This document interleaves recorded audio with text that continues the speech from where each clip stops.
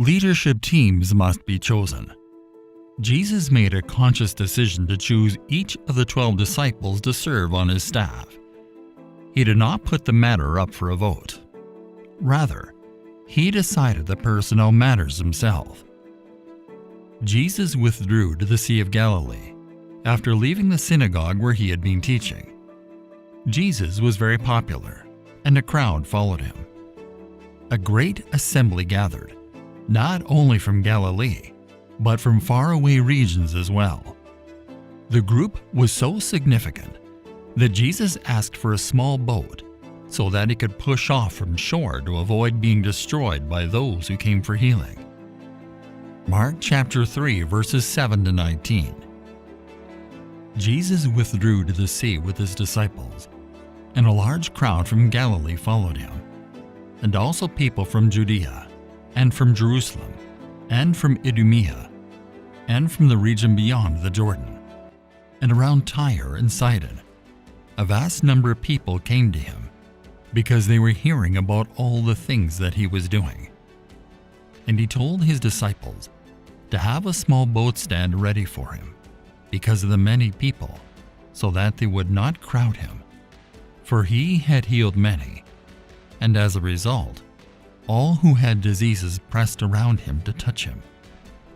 Whenever the unclean spirits saw him, they fell down before him and screamed out, "You are the Son of God."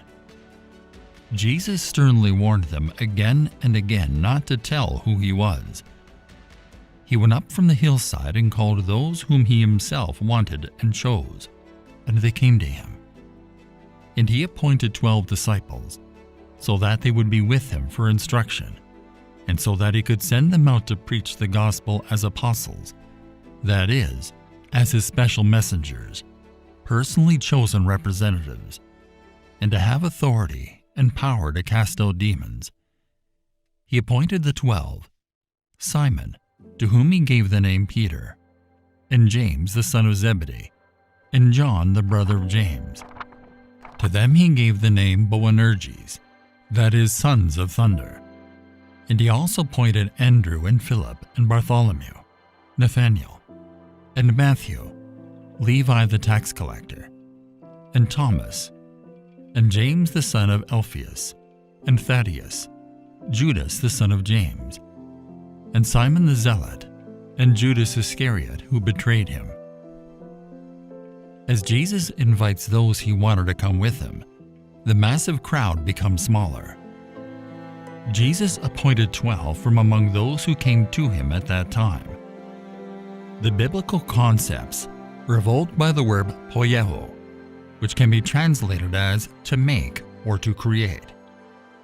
The Lord appointed Moses and Aaron to rule Israel, and Moses appointed able men as heads over the people to serve in those roles.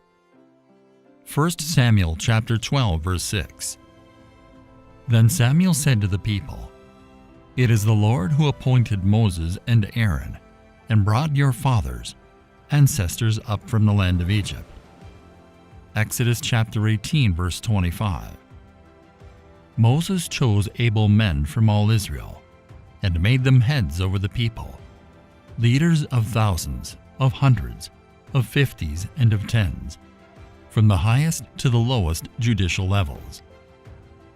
The initiative in forming and identifying the 12 is Jesus.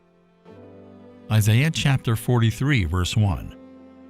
But now, this is what the Lord your Creator says, O Jacob, and he who formed you, O Israel, do not fear, for I have redeemed you from captivity. I have called you by name. You are mine. The 12 are symbolic of the restoration of the 12 tribes of Israel, and Jesus stands over them as their leader. The selection of the 12 implies a rejection of the powers that be in Jerusalem. The names of the 12 give us few hints about their status, upbringing, or religious instruction, but Jesus gives the first 3 memorable nicknames. Simon is given the name Peter, Petros, which means rock, and James and John, who were previously introduced as Zebedee's sons, are dubbed the sons of thunder. One can only speculate what occasioned these names, or what they reveal about these men, their character, their faith, or their future roles. Judas is named as the betrayer, a title bestowed on him by the church rather than Jesus.